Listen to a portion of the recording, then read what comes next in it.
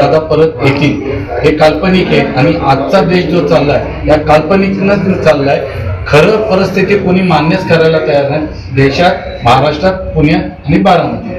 बरेचसे राजकीय नेते हे आरोप करतायत की हा जे अपघात झाला हे षडयंत्र पण असू शकतो. ज्याच्यात आपण पाहतो की शिवसेनेचे जे खासदार आहेत संजय राऊत ते पण हे आरोप करतात की यामुळे याची चौकशी करा, हे फक्त अपघात नसून काय काय षडयंत्र असू शकते. याबद्दल काय चौकशी तर झालीच पाहिजे. चौकशी आम्हीच अल्पसंख्याकचेच लोक नाही तर महाराष्ट्रातला गोरगरीब सुद्धा ह्या चौकशीसाठी समोर यायला तयार आहे. आणि ह्या चौकशीसाठी जेवढे भारतातले जेवढे काही गुन्हे शोध मोहीम असतील त्यांनी तो चौकशी करून खरं काय आहे ते लोकांच्या उघडकीस यावं.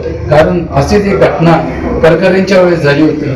त्या करकरेंची अजूनपर्यंत काहीही माहिती मिळालेली नाही आहे. तेव्हा यांच्याकडे काय अपेक्षा करावी हा फार मोठा मुद्दा आहे. जोपर्यंत सरकार बदलत नाही तोपर्यंत अजितचं दुश्मन समोर येणार नाही. काय वाटतं दोघे राष्ट्रवादी व्हायला पाहिजे दादांची अंतिम इच्छा होती. हे ज्येष्ठ नेते आणि मोठे नेते करतील. आमचे आयुबभाई आहेत, असेच काही आहेत ठराविक पुण्यातले महाराष्ट्रातले लोक, अमीनभाई आहेत. तर ह्या सगळ्या गोष्टी करण्यासाठी सगळ्या लोकांना बरोबर घ्यावं लागेल. काय वाटतं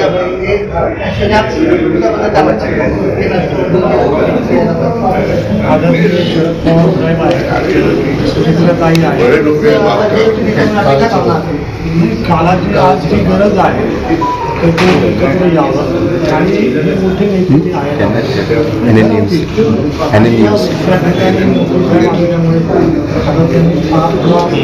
ताकद देण्याचं असं ठरवलेलं आहे.